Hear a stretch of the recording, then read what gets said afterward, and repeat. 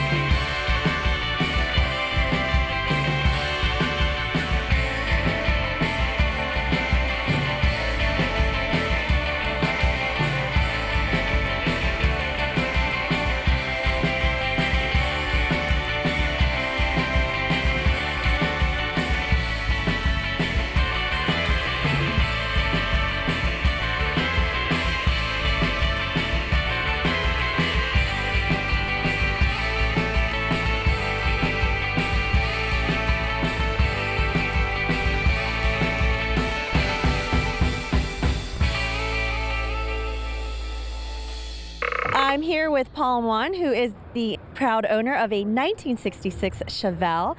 Paul, why don't you tell me a little bit of history about this car? How did you get it? The car came originally from La Jolla, California, owned by one little old lady, like the lady from Pasadena.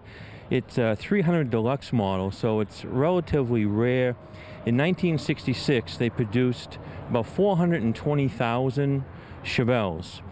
This particular model is called a 300 Deluxe, and there were less than 20,000 produced, so about 4% only, with the different roofline and the post model. And a lot of the guys in the 60s would purchase this body style to go drag racing because of the center post by the window. It reinforced the body and made it stiffer. And typically the cars were produced with no radios, no heaters, rubber floor mats to reduce the weight. And typically these cars ran about 2,900 pounds. A regular 66 Chevelle Super Sport about 3,400, 3,450. So the 500 to 600 pound savings in weight could get the cars, when they raced them, to run about 2 to 3 tenths of a second faster because they bought a stripped down model. So pretty unique. Nice. Well, you mentioned that you got this car about 7 months ago. What upgrades have you done to it? The body was taken off the frame. Okay. The frame has been totally restored and painted the correct GM satin finish. The car is a radio delete, so the car came from the factory with no radio. It is a heater delete car, so no heater from the factory as well. And the car does have a 427 that was dynoed at about 480 horsepower, and a nice combination of a bench seat and a 4-speed transmission and 410 gears in the rear end. The engine is a 1968 427. Runs 10.5 to 1 compression pistons. It's a solid lift cam. Very rare factory Holley intake manifold. It runs a 780 dual feed double pump Holley carburetor. Again, completely new.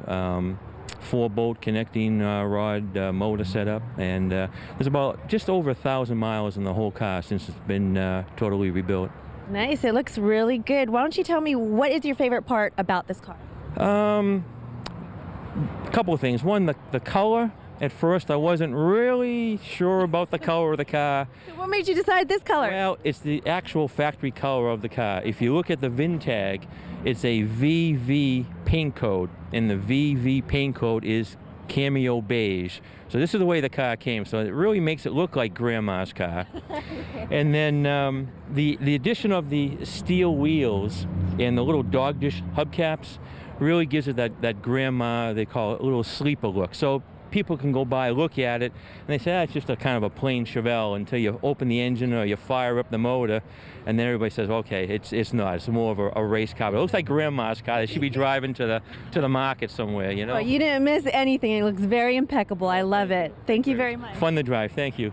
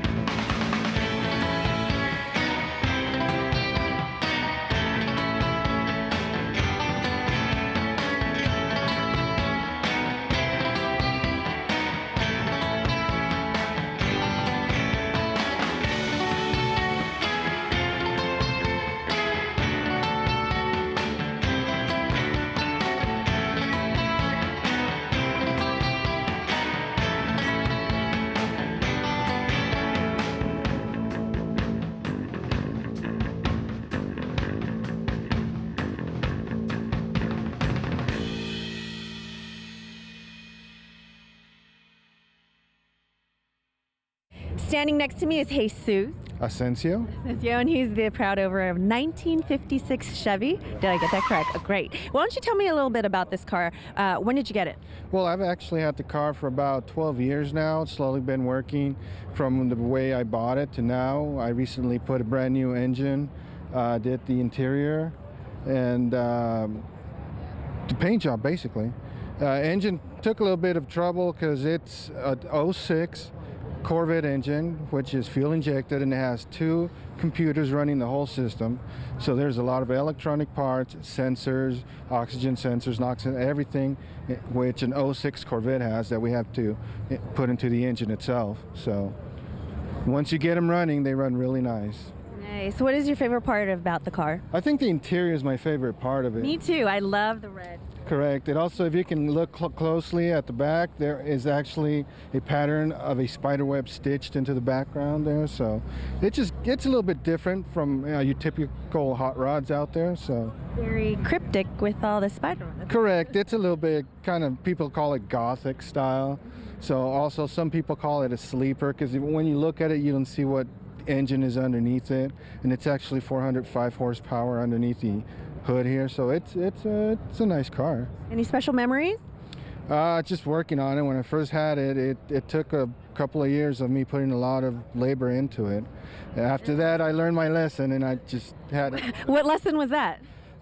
Too much work, too much money. So just take it easy, go slow, and you'll get it. So why don't you tell me what made you decide to choose this type of car? Well, ever since I was a kid, I've loved Chevys. Your Tri-Fi Chevys, which is 55, 56, 57s, were one of my favorites. And when I had a good job, I finally got enough money to buy me a car, and chose a 56 because you hardly see 56 out on the streets. You see 55s and 57s a lot. 56, you rarely see them, so that's why I basically chose this type of car. Okay, you mentioned about the paint job. Why don't you tell me a little bit more, elaborate on it? Yeah, this paint has recently come out. It's what they call a satin finish paint. It's just not very flat and not very glossy. It's just semi-gloss, and a lot of people are using it in a lot of cars, and I think it kind of fits the car. I didn't know when I first did it. I didn't think it would fit it, but now that you look at it, it just gives it a different look, and it kind of goes with the theme of the car itself. So, and it's very easy to maintain also. And then you also topped it off with the red paint job on top. Yeah, we did a red top, basically just to offset from it being all black. I just did a red and made the car look a little bit longer, a little bit bigger, just a typical illusion, but it worked nice. So. Well, it looks very masculine too. Thank you.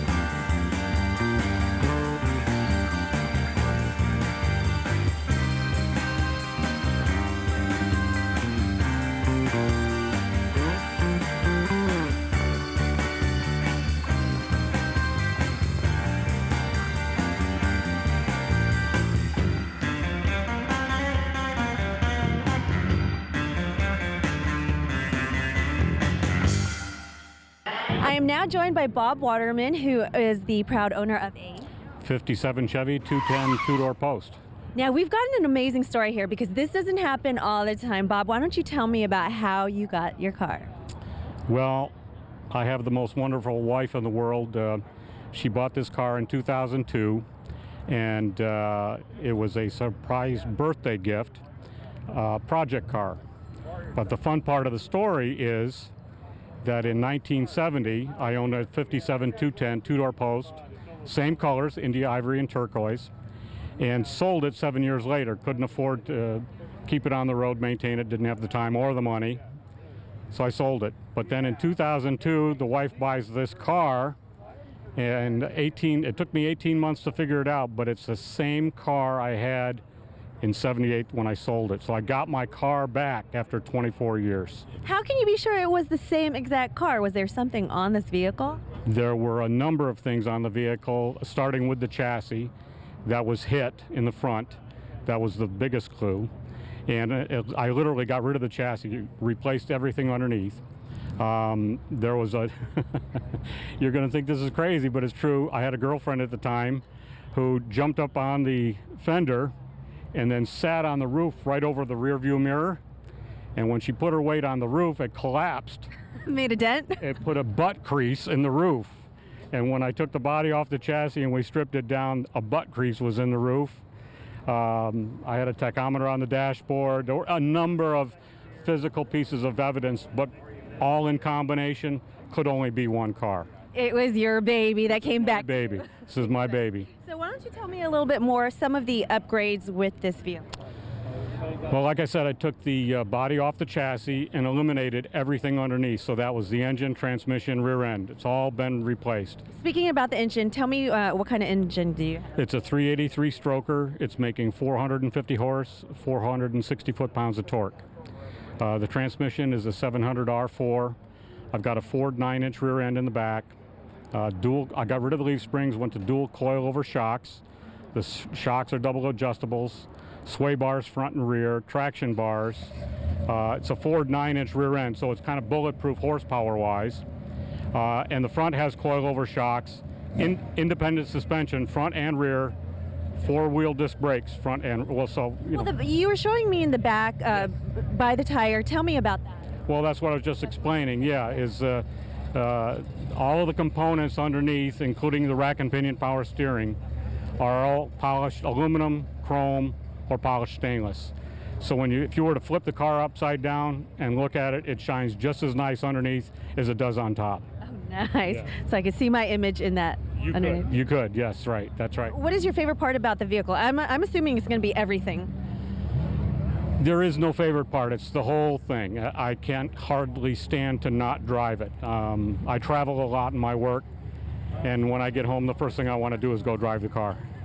In fact, when I got her back on my birthday as a surprise gift, I was so excited about the car, I couldn't sleep. And at about midnight, I went down into the garage and climbed into the back seat and woke up about 4 hours later.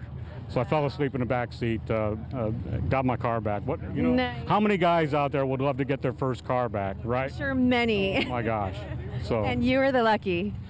My wife is. She has a dozen guardian angels on her shoulders, and only she could have done that. Now, to understand it, they found it online. They found this car back on eBay. It was being sold, auctioned on eBay, and she knew the colors and she knew the model, and they were the exact colors and model, and she hit the buy it now button. No, she didn't even let it get auctioned. She bought it. She bought it right away, yeah. Without even asking you. That's right. It was a surprise. Okay, so any name, special name? I call her Tropical Thunder. Tropical Thunder. Thank you very much, Bob. You're welcome. Enjoy your car. Thank you. Great.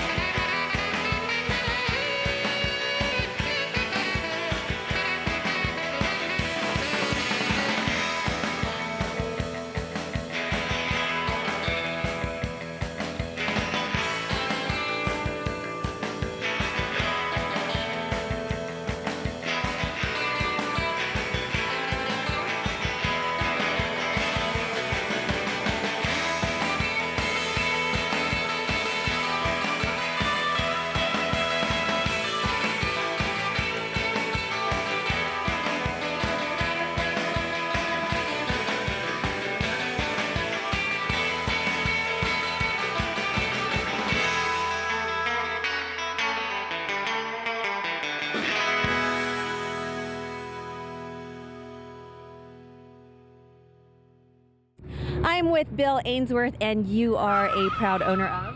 A 1961 190 SL Mercedes. Yes, you are. So, Bill, why don't you tell me about how you got this car? Well, I purchased it about 13 years ago. Didn't know too much about the model at the time, but purchased it. It was in pretty rough condition, not really drivable. And over about a 3 or 4 year period, stripped it down, did a lot of the work myself, repainted, rebuilt the engine, interior, so on and so forth. So it's been a nice project. Why don't you talk about some of the changes, in terms of like the upgrade? Well, actually, the trick was bringing it back to originality. These cars, over a period of time, people will do repairs and put non-original parts. So the challenge really is putting the correct parts back onto the car, which I've done. So it's about as original as it's supposed to be at this point. It looks very classic. Yeah, it is. Yeah. What is your favorite part of this car? It's just a real comfortable car to drive. Do you drive it every day? We drive it a fair amount. I wouldn't say every day, but we drive it quite a bit. We take trips in it. When you say we, you and your wife? My wife and I, and my son and daughter. And we take trips in it. It's very comfortable. It's somewhat underpowered for its weight. You're not going to get any tickets in this car, but it's very comfortable. A very comfortable car for its era compared to some of the other sports cars that were available at the time. Well, you kept it really nice. It looks very sturdy. Anything in terms of, what about the engine? Tell me about the engine. Well, it's a 1.9 liter motor, a little over 100 horsepower.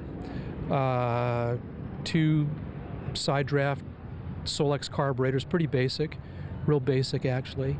So very easy to work on. Parts are available. I'm involved with a club, the 190 SL group, and they're a great support group that we're able to buy parts and get information, things like that. So it works out really well. Thanks, Bill.